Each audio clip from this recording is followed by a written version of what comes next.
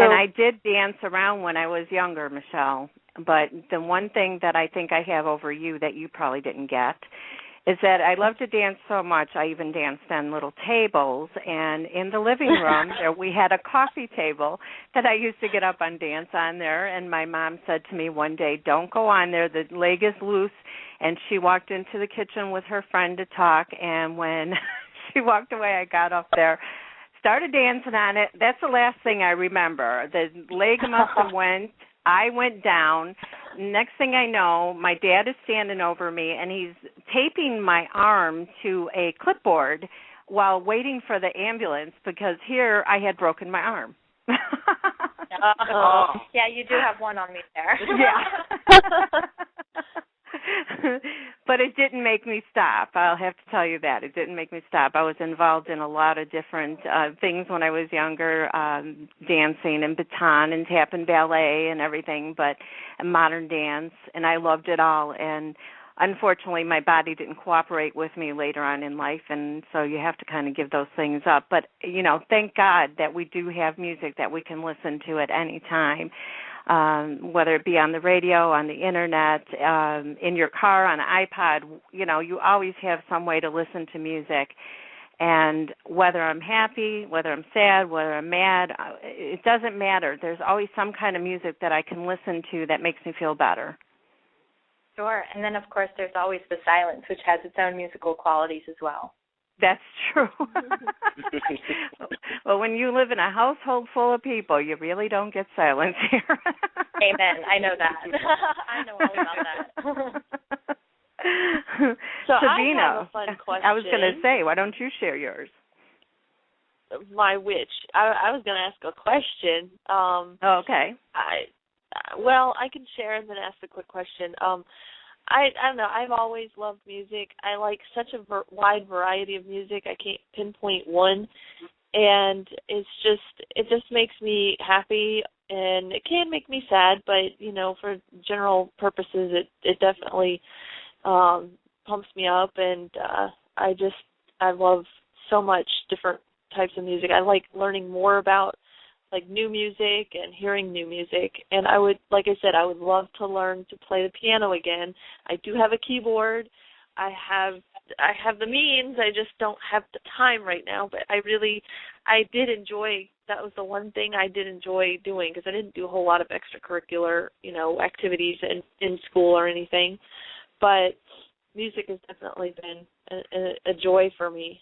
So, and I was wanting to ask both Michael and Michelle, if you could relive any 30 minutes of your life, what would it be?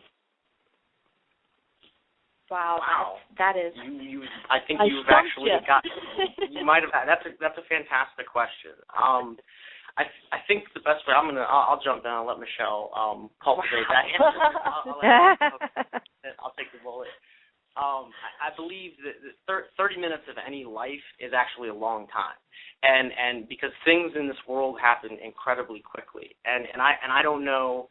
I mean, falling in love, winning national championships, meeting my best friend, playing a live show. I mean, those are all 30 minutes that I would say were the same, and I think that the best 30 minutes of my life is one that I can continue to replicate, and so that the feeling that I derive from Terra Rising and just what we're doing with the case for music are the 30 minutes that I've already lived. And it's the 30 minutes that I learned to be great and to be excellent and how to share that with people.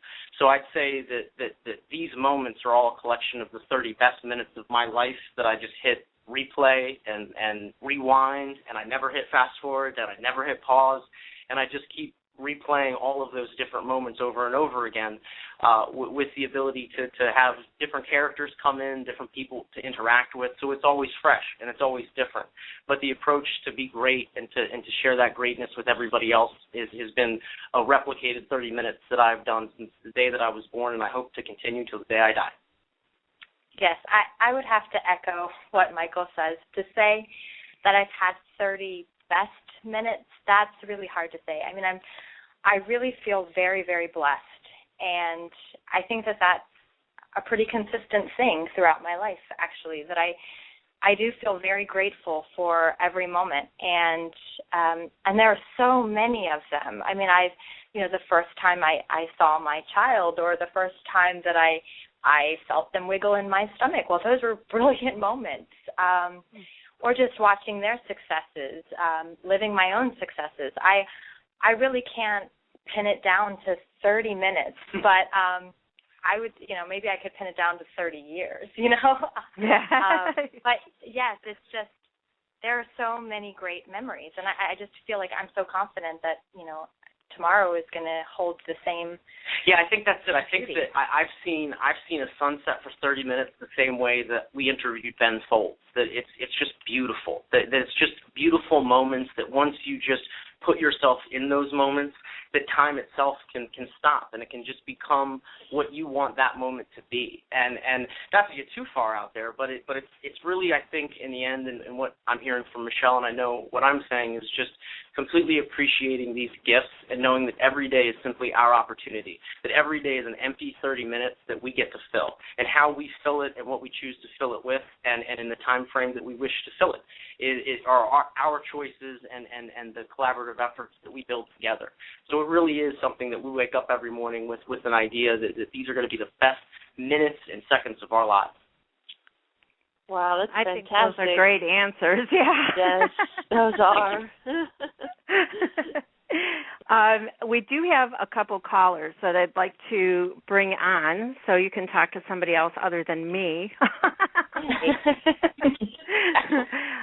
So the first one up is going to be David. Hello, David. Say hello to Michael and Michelle. Hello, Michael and Michelle. How are you? Hi, David. Hey, David. We're doing great. How are you? I'm doing good. I have one for you.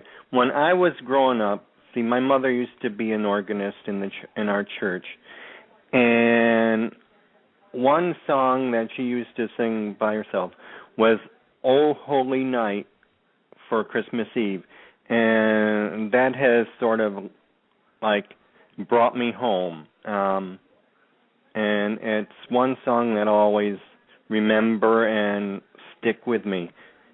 Is there one song in particular that does the same for you? Wow. I'm gonna make her jump off the cliff this time. Well, I'm gonna give a politician's answer.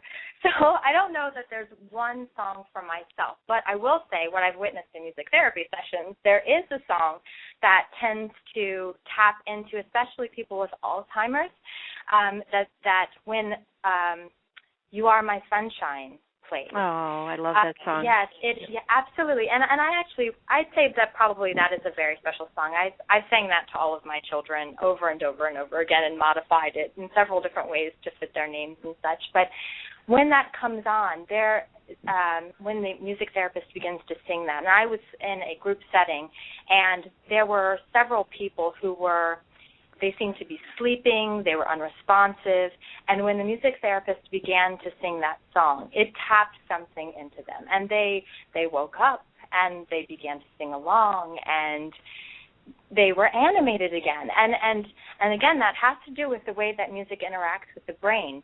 Right. Alzheimer's affects one section of the brain, but memories are stored somewhere else. So right.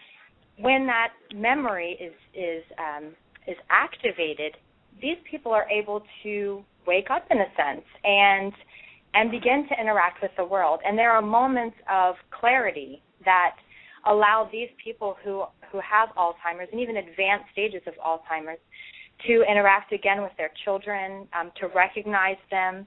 And so a song like that, and again, it's a pretty consistent pattern that song tends to wake people up. So David, yeah, I really appreciate that question, and I my dad actually raised me, and so I can remember the first tape, because I'm a little bit older, the first not 8-track or 8-track but actual cassette tape was the Beach Boys, and I think it might have been Endless Summer, and I was like 4 or 5, maybe 6 years old, and so he loved the Beach Boys. He loved all the generations of the Beach Boys and oldies music. So we would just sing them together. He sang his whole life and was a great singer. So and he took me everywhere. He didn't it wasn't where he just kind of left me at home. We traveled all over the country together and with vacations or his job, and we sang the whole way. We sang Beach Boys. No matter what was going on, or it was hard, he was a single parent, trying to make things work. We always have the Beach Boys, and we actually had a really special moment this past summer. My family's been dealing with a lot of different health issues, and so whenever we can get together, we try to make it a celebration. So Brian Wilson actually toured with the Beach Boys this past summer for the first time in a very long time, original lead singer for them. And so my dad and stepmom and me got to all be a part of that, and so we're still able to come and see them. Yeah, I have. There's tons of bands that I love that are certainly more recent, and songs that I have great connections with. But if there's a band or there's a music time period that I can completely go home to, like exactly what you're saying, David, it's just putting on the Beach Boys, hanging out with my dad, and knowing that no matter really what's going on in the world, there's a beach somewhere and people are really enjoying themselves. That's a wonderful story. That is. That's an excellent story. Well, it was an excellent question. We really appreciate it. Thank you, David. Thanks, David. Oh, you're very welcome. Thank you. Thank you for talking to me, and thank you, Sabina and Pam. You're welcome. Thanks for calling in. Yep. Bye-bye. There's one song that is close to my heart as well. When I was 17, the song by ABBA was out, Dancing Queen.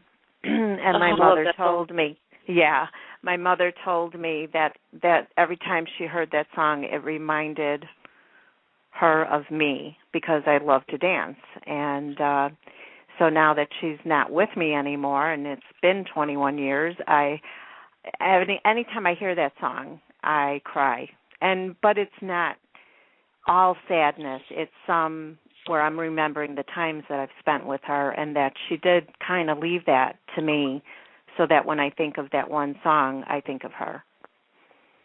Wow, that's amazing. I actually have something that's kind of a little less happy, but it's very strange how music can really affect you. I remember distinctly one song by Journey. I always forget the name of it, but when I hear it on the radio or anything nowadays, I'm taken back to a time, and I think I was only 3 or 4. I was really young. So this is a very interesting memory thing that pops up in my brain, because this song was playing. We were at the beach. My papa was water skiing, and he had an accident, and it pulled him under, and the ambulance had to come back up and take him away. I remember so much of that so vividly from that one song, and every time it plays, I go back there, which is strange because, of course, it wasn't a very happy event, but, of course, he did live. He was okay after, they took care of him and saved him. He didn't die from it, so that is good, but it was very scary. But it's strange, though, how that song just takes me back there every time I hear it. And I wish I can never remember the name of the song, but it's one of my favorite Journey songs. So that's my interesting story with music. Well, no, maybe subconsciously you were, you remember it because it was a good ending, that he did survive, and so regardless of the name of the song, at least you remember that happy experience of him surviving and being the most important thing. Yeah, that's so true. That's so true. We have another caller, and I'm going to preface this with she's my ex-co-host that dropped me like a bomb. No, I'm only kidding. She's actually, her name is Dawn, and she has been co-hosting with me from the beginning, and just recently she stepped down because she's got so many things going on in her life, and besides that, one of them being her own show that she does on Blog Talk as well, and it's an indie artist show. So I'm going to bring her on so she can talk about that. If my button will work here on the computer, I've been having issues. For some reason, it doesn't want to pick up calls, so let me do it on my laptop. I've got it. Dawn, are you there? I think. I'm here. Can you hear me? Yeah, we can hear you. Hello. Say hello to Michelle and Michael. Hi, Michael. Hi, Michelle. And I just want to first thank you guys for doing what you're doing because, and unfortunately, I didn't catch the first half of the interview because I was wrapping up my show, but I have tuned in since, and I must say quite an inspirational thing that you both are doing. So kudos to you both for that. And